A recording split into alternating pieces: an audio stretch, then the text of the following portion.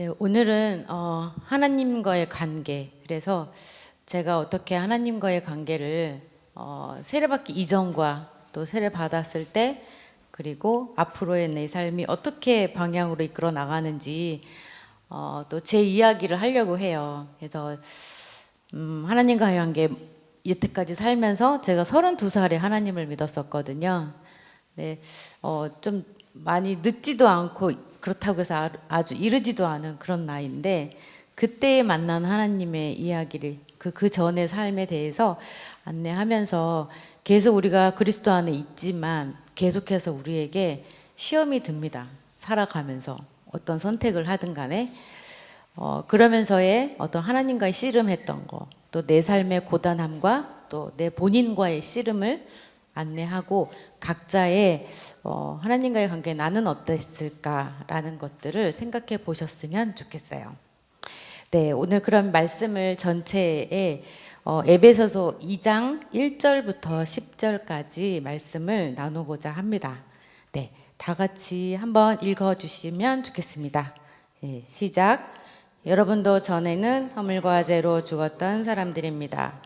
그때 여러분은 허물과 죄 가운데 이 풍조를 따라 살고 공중의 권세를 잡은 통치자 곧 지금 불순종의 자식들 가운데서 작용하는 영을 따라 살았습니다.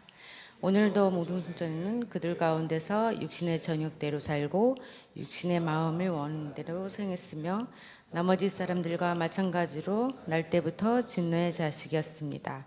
그러나 하나님은 자비가 넘치셔서 우리를 사랑하신 그 크신 사랑으로 말미암아 범죄로 죽은 우리를 그리스도와 함께 살려주셨습니다. 여러분 의롭음을 얻었습니다. 하나님께서 예수 그리스도 안에서 우리를 그분과 함께 살리시고 하늘에 함께 하셨습니다. 그것은 하나님께서 그리스도 예수 안에서 우리에게 자비로 베풀어 주신 그 은혜가 얼마나 풍성한지 장차 올 모든 세계에서 느끼기 위함입니다. 여러분은 믿음을 통하여 은혜로 구원을 얻었습니다.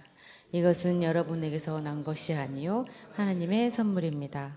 행위에서 난 것이 아닙니다. 그러므로 여러분 자랑할 수 없습니다. 우리는 하나님의 작품입니다. 선한 일을 하게 하시려고 하나님께서 그리스도 예수 안에서 우리를 만드셨습니다. 하나님께서 이렇게 미리 준비하신 것은 우리가 선한 일을 하며 살아가게 하시려는 것입니다. 아멘. 네, 여기서 그리스도인이 된다는 것에 대해서 말씀을 먼저 드리고 싶습니다. 네, 첫 번째는 창조주 하나님이신 거를 내가 믿는가였습니다. 제가 하나님을 처음 만나 뵀을 때는 뵌 건 아니죠. 알게 됐을 때는 하나님이 이 천지를 다 만드셨다고 하는 그 물음표가 항상 있었는데, 어느 순간 하나씩 하나씩 알아가고 배우면서 아, 진짜구나. 내가 눈으로 확인하지 않고 내가 눈으로 또 직접 보진 않았지만 하나님이라는 존재는 분명하게 우리를 만드셨고, 그래서 이 부분은 좀 그래도 내가 믿음으로 고백하고 믿음으로 다가섰던 인정했던 부분이에요. 근데 두 번째로 자기중심성의 죄를 얘기를 하세요. 나의 원죄. 제 삶을 보면 저는 어렸을 때 늘 피해자라고 생각을 하면서 피해의식이 쩔어 살았거든요. 왜냐하면 제 삶에 아버지가 안 계셨기 때문에 아버지의 부재 속에서 저는 늘 갈구했던 거예요. 불만을 이만큼 쏟은 채로 나는 이런 사람이니까 아버지가 없었는데 난 그러니까 못하는 게 당연하지. 나는 이렇게 사는 게 당연하지. 그래서 정말로 막 살았어요.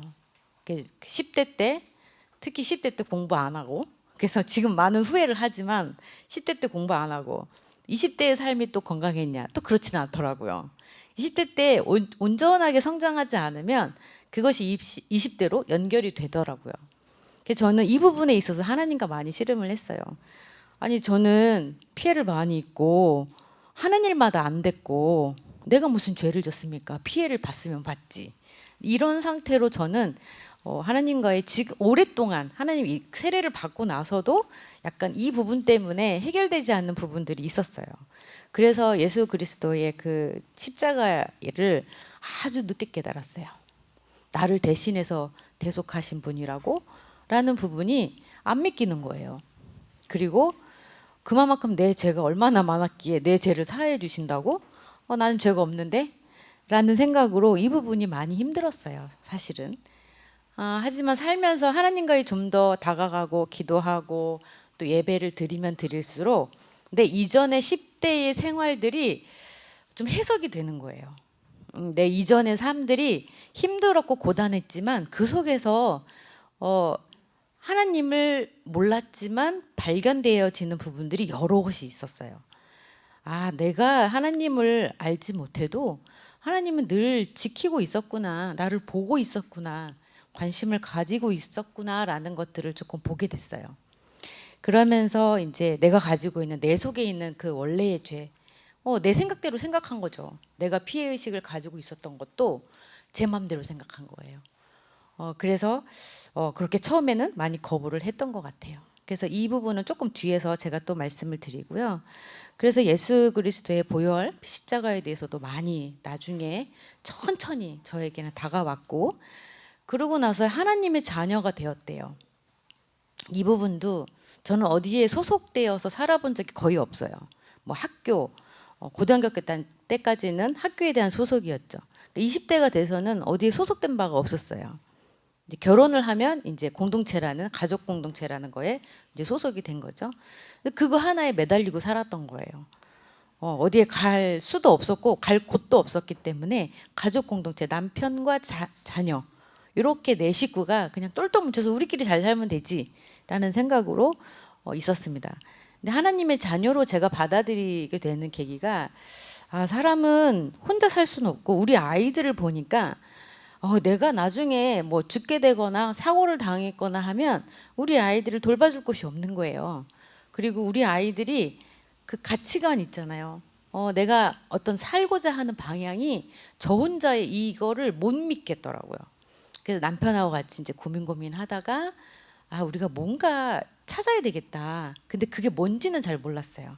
그런데 우연치 않게 어떻게 김영공 목사님을 그 당시에 이제 만나게 됐고, 그렇게 해서 이제 이 자리까지 오게 된 사연들이 있습니다. 그렇게 하나님을 이제 만나고 나서 그리스도 안에서 이루어진 일이 많죠. 하나님이 그리스도 안에서 나를 받아들이셨습니다. 그래서 제가 이제 자녀가 된 거죠. 그래서 그거에 대한 기쁨, 저는 하나님을 만났을 때 각 사람에게 자기 자신한테 오는 방법이 다 다르다고 생각해요. 근데 저한테 하나님은 아버지 같은 분이셨어요. 왜냐하면 그 부재에 대해서 늘 갈급해 했기 때문에 그 부분은 남편이 채워줄 수가 없는 거잖아요. 그래서 아버지에 대한 그곳을 하나님에 대해서 방향을 바꾼 것 같아요. 그래서 하나님이 나를 키워주시겠지. 내가 여태까지 피해의식에 쩔어 살았는데 내가 피해당한 부분을 보상해 주겠지. 그 막연한 그 초신자의 마음으로 하나님을 믿게 됐고, 나를 받아들이셨다에 대한 감격이 점점 높아지게 됐어요. 그리고 두 번째는 나는 그리스도 안에서 특별한 존재입니다. 이 부분인 거예요. 저는 특별한 존재라고 생각을 하지 않고 살았어요. 왜냐하면 나는 내 환경과 내가 가지고 있는 능력과 이런 것들이 너무 부족하다고 생각했기 때문에 내가 특별하다고? 나를 특별하게 봐주는 사람이 누가 있는데? 라는 생각을 하면서 온갖 이제 불만적인 사람으로 살았던 거죠. 그런데 성경에서 하나하나 하나님을 알아갈수록 세상에 단 하나밖에 없는 나였구나. 그 나를 하나님께서는 나를 건지셨구나. 그래서 그 특별한 존재로 여기시는 그 하나님의 마음이 저의 마음을 녹였던 것 같아요. 그리고 세 번째는 나는 그리스도 안에서 새로운 가족 공동체에 속했다. 그래서 아까 얘기했던 대로 저는 이제 가족 네 식구만 똘똘 뭉치려다가 그 다음에 이제 저희 주변에 이제 어려운 친구들이 있다 보니까 그 어려운 10대 청소년하고 20대 청년하고 7명이 한 집에 살았어요. 왜냐하면 너무 외로웠기 때문에. 그리고 남편이 워낙에 먹이는 거 좋아하는 사람이잖아요. 그러다 보니까 같이 모여서 먹는 걸 너무 좋아하는 거예요. 그런데 저도 그때 당시에는 가족이 없고 소속된 공동체가 없기 때문에 그게 너무 좋았어요. 사람들이 저한테 밥집을 하기 전에 어떻게 그렇게 사람들하고 일찌감치, 그때 제 나이가 20대였거든요. 28의 나이였는데 그때부터 7명이 한 집에 살은 거예요. 그래서 사람들이 보면은 어떻게 그래? 이렇게 얘기하는데 저는 그게 좋았어요. 왜냐하면 그거에 또 하나의 가족을 늘려가는 거였기 때문에.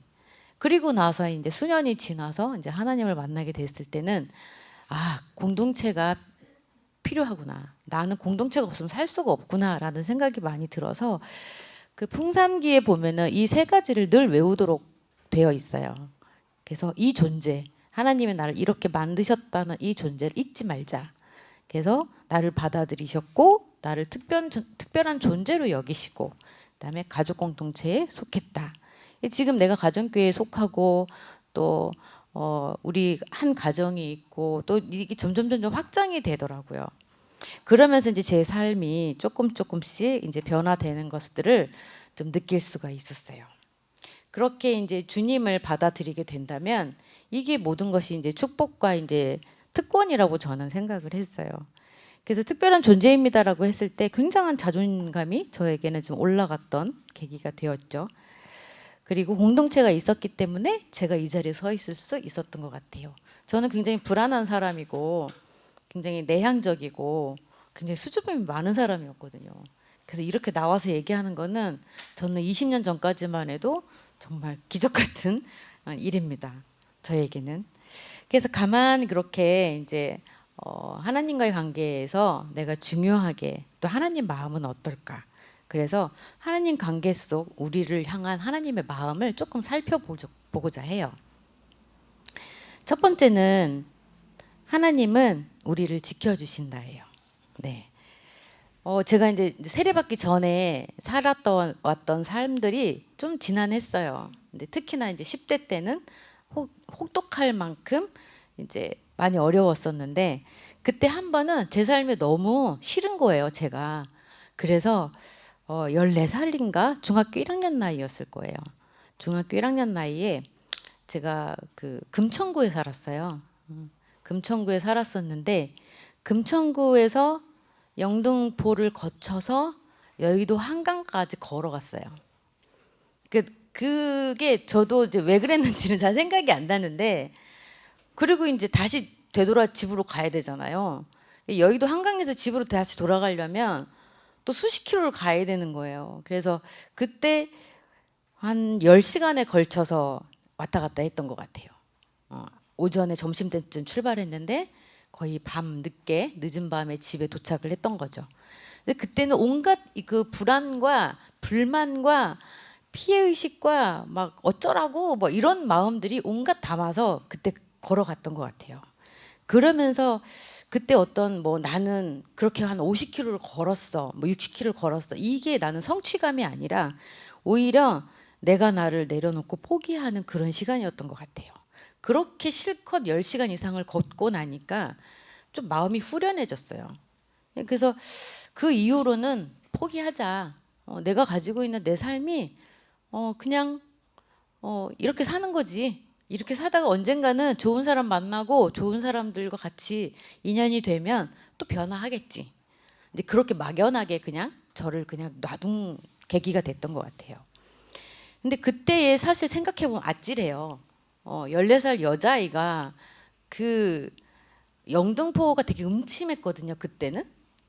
그리고 여의도 한강에 별로 사람이 없었어요.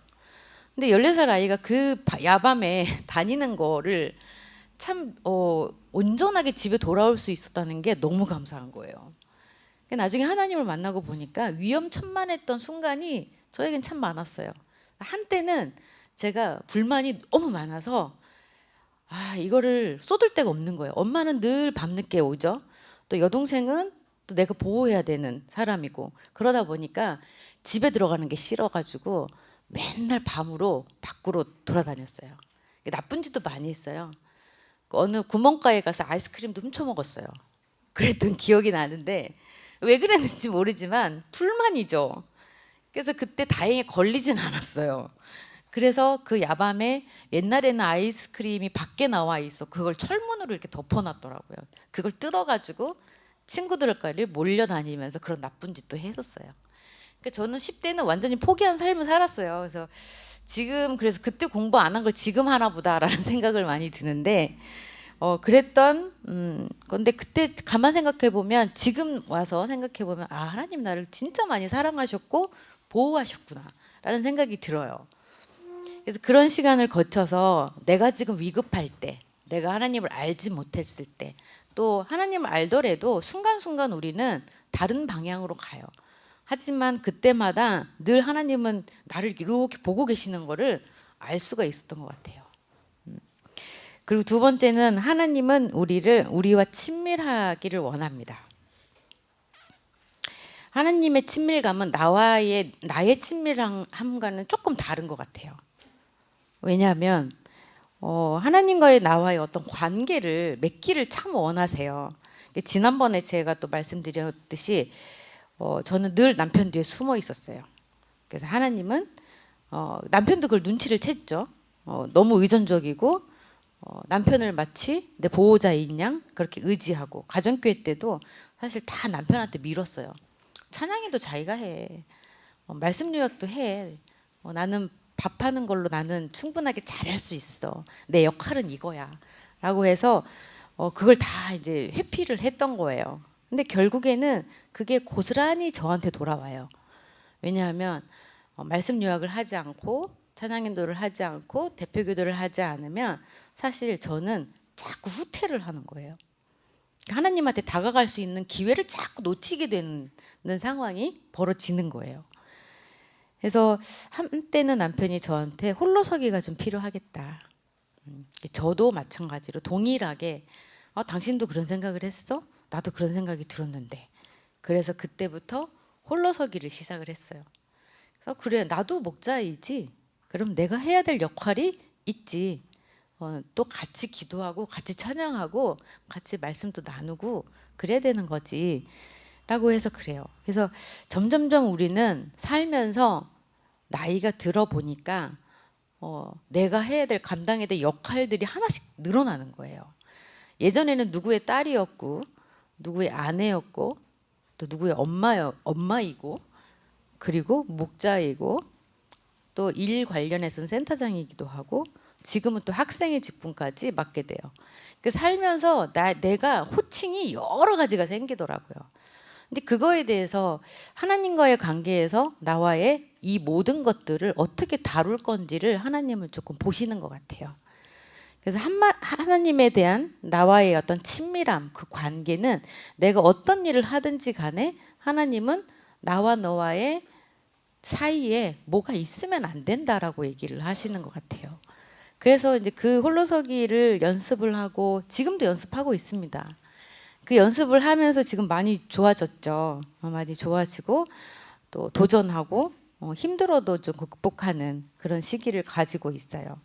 하나님과 나의 관계성에 대해서 생각해 봤을 때 누구와 두지 말자. 남편이 있을 수 없다라는 생각을 많이 들어서 또 지금의 내가 하나님과의 어떤 관계를 가지고 있는지 모두가 좀 각자 생각을 좀 해보셨으면 좋겠습니다. 또 세 번째는 우리는 회개를 통해서 하나님은 방향을 알려주세요. 네. 제가 회개는 후회랑 다르다는 건 알죠. 회개는 후회가 아니에요. 방향을 바꿔서 내가 그 길로 돌아서서 살아가는 삶을 온전하게 하나님의 뜻에 따라 순종하는 게 회개거든요. 그런데 저도 이제 결혼 생활하면서 위기가 있었어요. 그때 이제 이혼할 뻔했던 적이 있었어요. 그때 무슨 일이 있었냐면 남편이 쓰리잡 뭐 투잡 쓰리잡 막 했을 아주 경제적으로 어려웠을 때 시절이었어요. 그랬는데 그때 누구 목자님이 저희한테 우리 딸 둘 키우는데 차가 없으니까 차를 선물해 주셨어요. 그래서 어쨌든 그 차를 1년이 지난 뒤에 보험을 들어야 되는데 보험이 되게 비싸잖아요. 100만 원이 넘어가거나 막 그 당시만 해도 한 7, 80만 원 이상이었는데 이제 그것과 좀 시비가 붙어서 남편하고 싸우다가 제가 남편한테 뭐라 그랬냐면 남편이 내가 알아서 할게 막 이렇게 얘기를 하는 거예요. 그래서 제가 당신이 알아서 한 게 뭔가 있는데 내가 그렇게 얘기해 버린 거예요. 그 사람이 가장 무너뜨리기 좋은 말을 제가 해버린 거죠. 말 한마디로 사람을 잡을 수도 있겠다라는 생각이 그때 처음 해봤어요. 그래서 우리가 배우잖아. 옆에 이제 가족이나 우리가 함께 가장 가까운 사람한테 우리가 상처를 많이 주잖아요. 받기도 하고. 근데 남편이 애쓰고 우리를 견디고 극복하는 그 와중에 있어서 제가 이 사람을 완전히 다 무시해버린 거죠. 당신이 한 게 뭐가 있는데 이렇게 얘기를 해보니까 이 사람이 와르르 깨지는 게 딱 눈에 보이더라고요. 그래서 아차 싶었어요. 그래서 그때 남편이 심각하게 저와 당신하고 살 수 있는 힘이 없어 이렇게 얘기를 해버리는 거예요. 그래서 배우자의 인정은 되게 중요한 것 같아요. 여기 이제 결혼하신 분이 계시다면 배우자 간에 서로 인정해주고 따뜻하게 말 한마디를 해주는 게 굉장히 중요해요. 그 아픈 말은 뭔지 알아요. 부부 간에는 특히나 더. 이 얘기를 하면 내가 이 사람을 죽일 수도 있겠구나라는 것들은 모두가 알아요. 부부라면. 그거 알지 못한다면 조금 더 얘기해 보셔야 돼요. 그래서 그 부부 간에 그 건드리지 않아야 될 그 포인트가 있어요. 그걸 꼭 찾으시고 그것을 보호해 주셔야 돼요. 그래서 나는 이 사람한테 진짜 큰일 날 뻔했구나. 이 사람이 나가서 당장이라도 차에 뛰어들 것처럼 분노를 하는 거예요. 그래서 저희가 위로를 해줬죠. 내가 잘못 혼나왔다. 그때의 삶이 고단해서 나도 그렇게 얘기가 나와버렸다. 그래서 그 위기를 모면한 적이 있었어요. 그렇게 나의 방향을 바꾸는 거. 그럼 남편에 대한 방향을 바꿔야 되잖아요. 그렇죠? 그래서 남편에 대해서 그 사람의 한 일을 이해해주고 보호해주고 인정해주고 격려해주고 이런 작업들을 제가 이제 말을 많이 바꿨죠. 그래서 그때 이제 한 고비를 넘어갔습니다. 그래서 내가 가장 가까이 있는 사람들에게 회개하는 마음, 꼭 뭐 후회하고 내가 잘못했어 뭐 이러라는 게 아니에요. 잠잠히 자기가 했던 일, 또 내 언어, 내 표정 이런 것들로 한번 잘 살펴보시기를 원해요. 또 부부 간의 문제가 뿐만 아니라 부모 자녀의 관계도 마찬가지죠. 내가 내 자녀를 얼마나 잘 키우고 있나, 내 형제 자매의 관계가 얼마나 또 돈독해지고 얼마나 내가 배려하고 살았나라는 걸 봤으면 좋겠어요. 그래서 저는 우리 아이들을 약간의 좀 방임하면서 좀 키운 편이거든요. 근데 잘 알아서 잘 커졌어요. 다행히. 근데 큰일 날 뻔했죠, 저는. 그렇게 저는 방임이라고 생각하는데 우리 아이들은 오히려 그게 고맙대요. 그런 얘기를 커서 나중에 하더라고요. 그래서 부모의 역할은 역시 20살이 넘어서 평가되는구나 라고 생각이 들면서 지금 자녀를 키우는 분들 인내하시고 지금 잘 키우시면 그 평가는 20살 때 받습니다. 예, 저도 이제 우리 아이들 20살에 대해서 멀리 떨어져 보니까 그때서 이제 평가를 받았거든요. 대화 속에서 그게 어릴 때는 몰라요. 어릴 때는 그냥 그런가 보다 하고 크는데 나중에 커서는 그때 엄마가 했던 말들이 생각해 보니까 나를 이렇게 방향을 전환할 수 있게 만들어준 계기가 됐어 라고 얘기를 할 때가 종종 있어요. 그래서 정말 아이들에게 감사함이 저한테 있습니다. 약간의 방임이 도움이 되는구나 라는 생각도 하면서 살았습니다. 네, 세 번째는 세 번째 했죠. 네 번째는 우리를 찾으신다예요. 하나님은 계속 제가 다른 곳에 있어도 어디 있니? 라고 계속 찾으세요. 제가 이제 센터를 하거나 목자를 하거나 했을 때 제가 하기 싫은 게 있죠. 피하고 싶은 게 있고 또 이렇게 좀 회피하는 게 있어요. 그러면 너 뭐 하니? 그렇게 얘기하세요. 거기에 너가 왜 있니? 왜 여기 안 오니? 그리고 이제 기도가 부족하거나 예배가 부족하면 보고 싶어 하시는 게 나중에는 기도하면서 알게 되더라고요. 처음에는 한참을 제가 이 센터에 너무 바쁘니까 하나님을 찾을 시간이 없는 거예요. 늘 옆에 계시는데 안 봤죠. 일에 이제 일 중독이죠. 이제 일 중독 안에서 빠지니까 모르겠는 거예요. 그러다가 어느 날 도대체 예배를 드려야 되겠다. 하나님께 기도 드려야지. 그리고 앉았어요. 앉아서 기도를 하는데 입이 안 떨어지는 거예요. 이게 늘 이제 살면서의 습관이라는 게 있는데 그 습관이 예배하는 습관, 기도하는 습관이 이 몸에 배지 않으면 입이 떨어지지 않는구나. 우리가 이제 보면은 요즘에는 이제 선택적 함구증 뭐 이런 거 많이 나오잖아요. 그렇게 돼버리는 거예요. 제가 하나님 앞에서 말을 못 띄는 거예요. 왜냐하면 그동안의 내 삶이 방향이 완전히 하나님을 등을 지고 내가 내 뜻대로 막 해냈던 거였던 거예요. 그러다 보니까 하나님이 계속 등 뒤에서 나를 부르신 거죠. 찾으시고.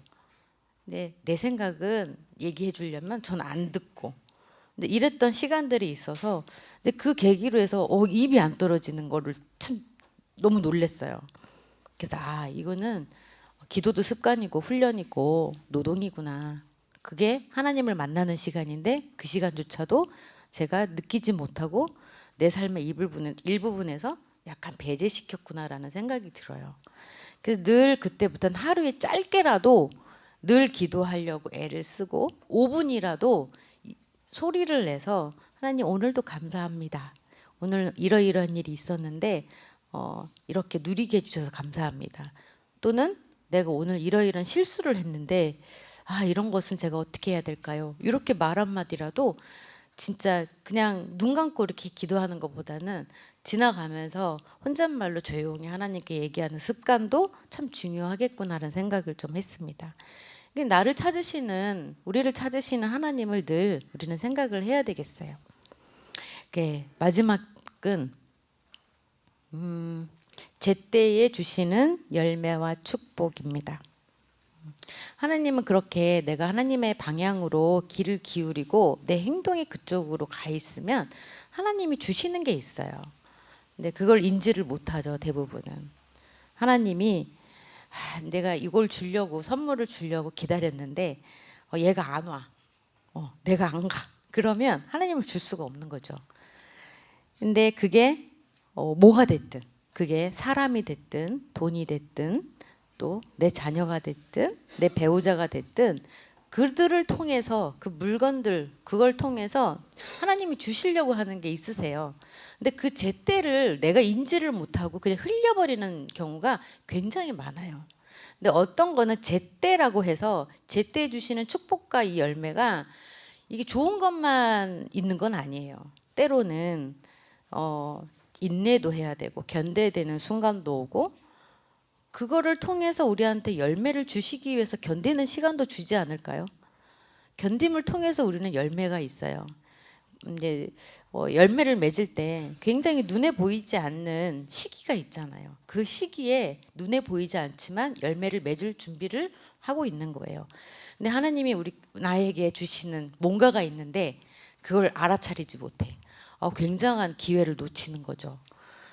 내 상사가 내 회사에서 나한테 무슨 조건을 내걸어서 좋은 거를 주겠대. 그건 눈에 보이는 그냥 살아가면서의 어떤 그냥 얻어지는 거라면 하나님께서 우리한테 주시는 것들은 기회예요. 삶의 인생의 기회이기 때문에 그런 것들은 정말 정신을 차리고 제대로 인지하고 살펴봐야 되겠다는 생각을 해요.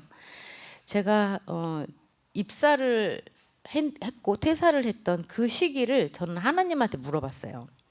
제가 이제 입사하기 위해서 이제 10년 동안 육아를 하고 고등학교 졸업을 한 사람이 여자이고 중년의 여자 30살이 훨씬 넘은 여자애를 써줄 수 있는 회사는 거의 없어요. 그렇죠?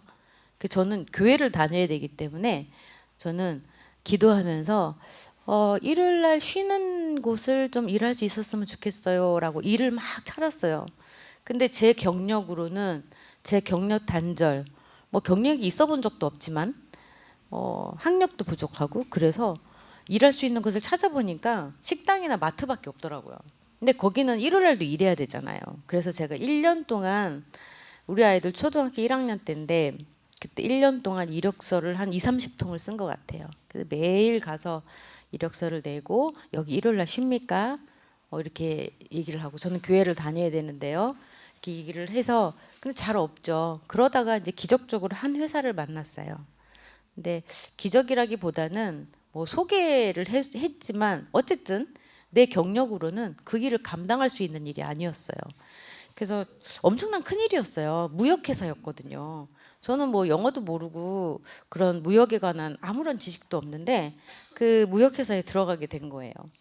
그래서 거기 들어가서 이제 바이어가 보내는 영어 메일을 해석해서 그거에 대한 필요 욕구를 답 메일을 보내야 되고 그거에 대해서 해결을 해야 되는 업무를 맡았고 막 이래요. 선적 서류도 막 보고 막 이랬는데 도저히 할 수가 없는 거예요. 그래서 약간 동냥하듯이 그 직원들한테 찾아가면서 이제 다 물어본 거죠. 커피 한 잔 사주면서 이거 해석 이게 맞아? 막 그때 번역기 돌려가면서 물어가면서 막 그렇게 했어요. 너무 수치스러운 거예요. 왜냐하면 나보다 훨씬 대여섯 살, 뭐 10살 정도 어린 친구한테 이제 동냥을 하는 거잖아요. 내가 사실은 이걸 못 하는데 이거 좀 도와줄 수 있겠니? 라고 이제 도와주세요. 그렇게 이제 하면서 일을 버틴 거죠. 그래서 제가 일이 구사옥에 있고 신사옥을 아주 멋들어지게 건물을 짓고 있더라고요. 그러니까 집은 이쪽에 있고 삼각형의 구도였었어요. 이 집에서 그 사무실을 가려면 신사옥의 건물을 짓는 그곳을 거쳐서 사무실로 가는 거였어요. 신사옥이 내년 1월이면 완공이 된대. 저는 4월에 그걸 입사를 했거든요. 근데 그 4월에서 이제 12월까지 다니면서 이제 그 갈 때마다 기도를 했죠. 제가 내년 1월 달에도 저기에 들어가서 일할 수 있을까요? 라는 거죠. 그래서 하나님이 버텨라, 인내해라.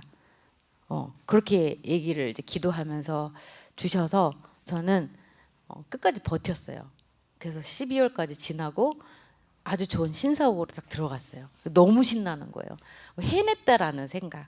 저는 그게 하나님이 주신 열매와 축복이라고 생각을 해요. 근데 그거에 따른 대가는 치러집니다. 근데 그 대가가 너무 혹독해요.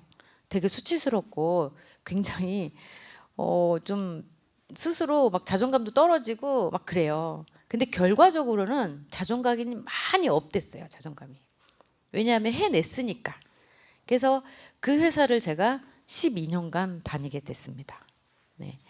그래서 그렇게 귀하게 하나님이 주신 대로 알려주신 대로 인내하고 참고 이렇게 있으니까 좀 나에게 이런 기회도 주시네라고 생각을 했어요. 나이가 점점 들어서 40대 중반이 됐어요. 12년이 흘렀으니까 40대 중후반이 됐는데 퇴사를 해야 되는데 계속 이 회사를 내가 계속 치고 들어오는 그 후배들은 있고 또 그런 것 때문에 고민을 좀 많이 했어요. 그리고 밥집이 저는 너무 부러웠어요. 밥집 식구들, 밥집의 스태프들이 너무 재미나게 사역을 하는 거예요. 그래서 저는 약간 나도 여기 있고 싶은데 근데 저는 이제 아이들의 교육 때문에 돈도 벌어야 되고 막 이런 여러 가지 일이 있었죠. 이제 그만둬야 될 시점을 찾았는데 하나님한테 기도를 했어요. 하나님 제가 언제 퇴사를 하죠? 라고 물어봤어요. 근데 하나님이 때가 되면 알려주시겠지. 그리고 기다렸어요. 그러다가 이제 그때가 2017년도였는데 현일 목자가 약간 좀 정서적으로 안 좋아서 공황장애로 쓰러진 적이 있었습니다. 그래서 그때 쓰러진 다음 날 바로 사직서를 냈어요. 이 사역에 남편이 버거워하는구나, 힘들어하는구나, 같이 도와야 되겠다. 내 인생 바꿔보지 뭐. 그래서 그 결정을 한 거죠. 근데 되게 무모한 결정이었어요, 사실은. 아이들은 그때 아직 공부가 아직 안 끝난 상태였고, 그리고 내 수입으로 가정을 꾸렸는데 굉장히 좀 위험한 선택이었죠. 그런데 그런 담대함이 약간 배짱이라고 해야 될까요? 그런 게 좀 나오고 12년간 누렸던 그 은혜와 축복을 충분히 나는 잘 누렸다, 받아들이고 잘 견뎠다 이런 생각을 하니까 그 퇴사를 했을 때에도 그닥 그렇게 서운함이 좀 없더라고요, 생각보다. 그래서 퇴직을 하고 지금까지의 어떤 일들을 다음 스텝의 일을 지금까지 해오고 있습니다. 그런데 지금도 어려운 일이 많아요. 참고 인내하고 또 많이 부족하기 때문에 많이 어려워요. 옆에 있는 사람들도 힘들게 했고 제 자신도 힘들게 했고 이런 경우가 많은데 그래서 늘 하나님한테 지금도 이러한 것들을 인지하고 있자. 늘 하나님이 나를 지켜주시고 나와 친밀하길 원하시고 회개를 통해서 나의 방향을 알려주시고 또 나를 찾으시는 하나님을 기억을 하고 또 제때해 주시는 그 기회를 잘 잡자라는 생각. 그래서 결국은 이거를 잘 수행하게 될 때는 예배밖에 없더라고요. 그래서 우리가 선택적 함구가 되지 않으려면 하나님께 기도하는 시간, 예배하는 시간, 이 시간은 꼭 지켜야 될 것 같다. 그래서 네, 오늘은 이렇게 하나님과의 관계에서 내가 성장하고 내가 걸어가야 될 방향 이런 것들을 찾을 때는 꼭 하나님에게 답을 찾기를 원합니다. 네, 한 걸음 뒤로 가서 하나님께 묻고 기다리는 연습. 결국은 예배와 기도밖에 없는 거죠. 그리고 우리가 함께 모여서 판단하고 이렇게 공동체적으로 예배하는 것. 참 이렇게 소수로 예배를 드려서 저는 분립하기 이전보다 훨씬 저는 좋습니다. 네. 이렇게 오늘 예배를 말씀을 마치고요.